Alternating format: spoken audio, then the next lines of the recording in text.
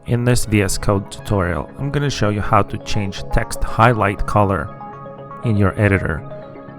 Let's say you have a file and you have this boring highlight color. You want to change it to something else.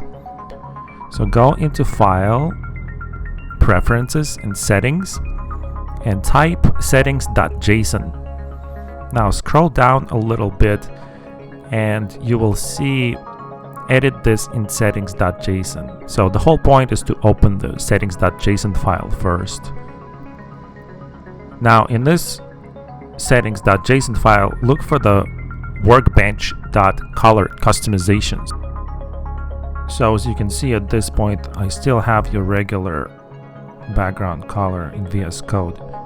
In order to change that, let's change the selection background property and change it to whatever you want.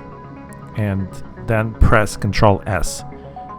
And as soon as you press Ctrl S, it will automatically apply those highlight colors to any tab where you have any of the code open, even the settings file itself. Now the second property, word highlight background, I'm actually not sure what it does because it doesn't really do anything. I tried to change colors there, but it doesn't change the text color. So I'll go back to my original file, and pretty much that's basically how you change the highlight color in your VS Code editor.